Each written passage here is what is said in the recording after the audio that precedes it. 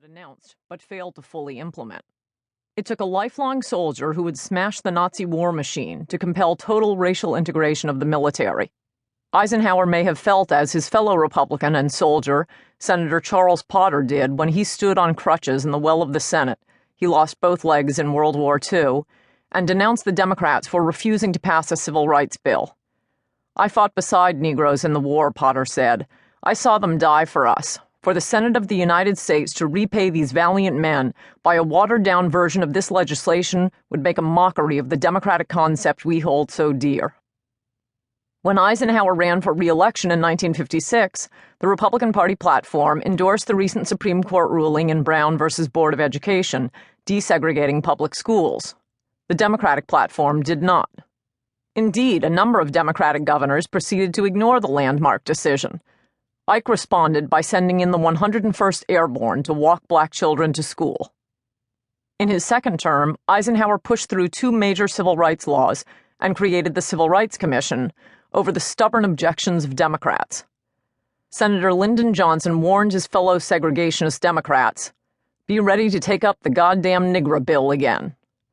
Liberal hero Senator Sam Ervin told his fellow segregationists, "I'm on your side, not theirs," adding ruefully, "We've got to give the goddamn niggers something." Vice President Richard Nixon pulled some procedural tricks as president of the Senate to get the 1957 bill passed, for which he was personally thanked by Dr. Martin Luther King, Jr. But LBJ had stripped the first bill of enforcement provisions, so Eisenhower introduced another, stronger civil rights bill in 1960. All 18 votes against both bills were by Democrats. Democratic opposition to civil rights was becoming what we call a pattern. Unfortunately for the cause of equality, Nixon lost the 1960 presidential election, and there wasn't much enthusiasm for aggressively enforcing civil rights in either the Kennedy or Johnson administrations. That would have to wait for Nixon's return.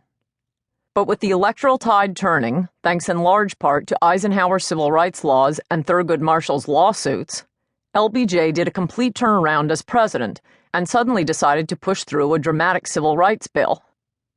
Black people were voting in large enough numbers that the Democrats were either going to have to abandon the segregationists or never win another national election, so Johnson switched sides out of a sincere commitment to civil rights. Even with a Democratic president behind the Civil Rights Act of 1964, a far larger percentage of Republicans than Democrats voted for it. Eminent Democratic luminaries voted against it, including Senators Ernest Hollings, Richard Russell, Sam Ervin, Albert Gore Sr., J. William Fulbright, Bill Clinton's mentor, and of course Robert Byrd. Overall, 82% of Senate Republicans supported the Civil Rights Act of 1964, compared to only 66% of Democrats.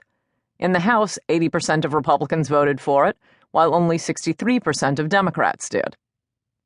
Crediting Democrats for finally coming on board with Republican civil rights policies by supporting the '64 Act would be nearly as absurd as giving the Democrats all the glory for Reagan's 1981 tax cuts, which passed with the support of 99% of Republicans but only 29% of Democrats.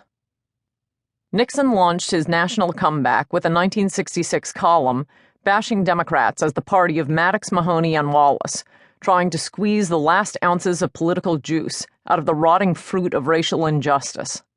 One can see why Democrats would later be desperate to impeach him, especially Sam Ervin, a major segregationist who headed the Senate Watergate panel. One of the main reasons Nixon chose a rookie like Spiro Agnew as his vice presidential nominee was Agnew's sterling civil rights record. Agnew had passed some of the first bans on racial discrimination in public housing in the nation, before the federal laws, and then beaten segregationist George Mahoney for governor of Maryland in 1966. That was the Mahoney in Maddox, Mahoney, and Wallace. With the segregationist vote split between Democrat Hubert Humphrey and George Wallace in the 1968 presidential election, Nixon won.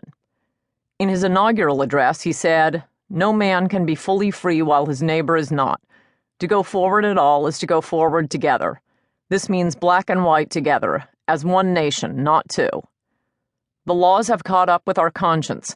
What remains is to give life to what is in the law, to ensure at last that as all are born equal in dignity before God,